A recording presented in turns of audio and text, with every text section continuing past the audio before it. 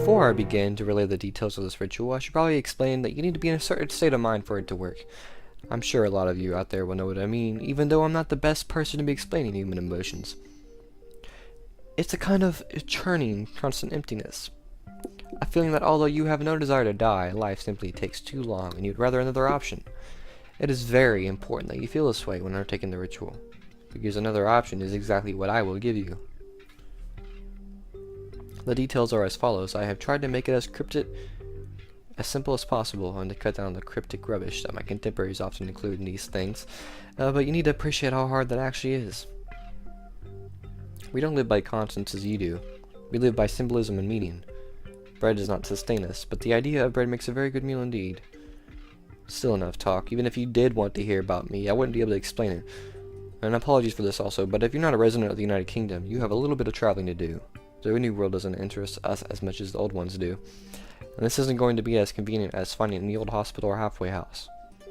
You will travel to Suffolk, England, and find a public place called the Queen's Head, on the crossroads of 4 villages, Southwold, Aldeburgh, Dunwich, and Walsbrook. They've all been well noted by history, though not necessarily in the history books. Anyhow, once there, visit the place during the hours of 11 p.m. to 1 a.m. and take a good look around the pub itself, without going inside. The crossroads is a simple one. 4 towns lie in 4 different directions, though new roads may not reflect that accurately. Take a compass with you. Take 10 steps toward each town, and then 10 steps back to your original location. Once you have done this for all 4, proclaim, "I have seen this crossroads too many times." Once said, step into the pub. It should look as much as it did in my time, which may well be a shock to you, but don't worry. You can turn around and leave right at that moment if you so wish. Go back to your life and read these stories from the safety of a computer screen. If you do decide, however, to continue this course of action, then go to the bar and ask for a glass of the house Malefic. The barman will give you a glass of red wine and accept no payment. Now drink it, and you are exactly halfway where you want to be. Good. Once it's gone, he will tell you that you've had enough and ask you to leave. Do as he says, for though he is a good friend of mine, he is a spiteful man with an old crow for a wife, and he delights in an excuse for a fight. When you leave, you will find a large black horse outside. Mount it. It's yours. A little gift from me to you, in gratitude for the task you performed so far.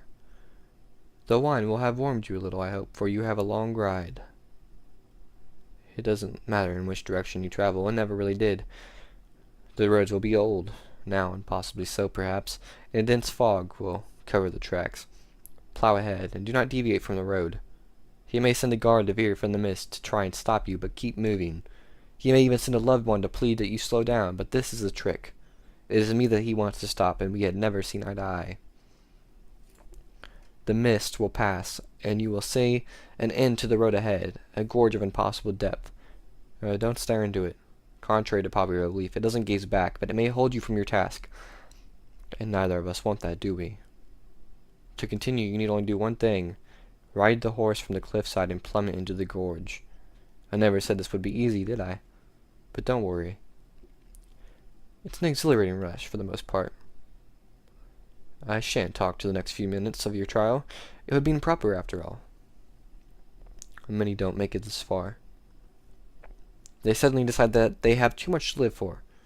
What a joke. As if cowardice and misery were badges of honor. However, those do have the courage for this, and I commend you, I truly do, will have but one final task ahead of them, the hardest of all. He will appear to you. I've seen him before, more times than I would care to mention, and I know that this next part will be no easy task, but you must deny him. He will show you your loved ones, those that have passed from life, and he will promise you a life with them. You must deny him. He will offer you bliss and release from pain. You must deny him. Finally, he will offer you friendship and his regard. Deny him. His words are false, and you will find no succor with him. Finally, he will leave. Good. And we will be alone. Now for your gift. The reward for your efforts. No problem to a being like me. I will touch you upon the forehead once, and you will wake in the bed you find most comfortable. From this point on, you will be possessed of an irresistible charisma, and disease will never trouble you. No wound will harm you, and no argument will sway you. You'll be one of my children, and you will recognize others I have dealt with by the black fingerprint on their forehead. The only catch? Well, there isn't one. I'm not like him. I don't deal in punishments. I reward my children.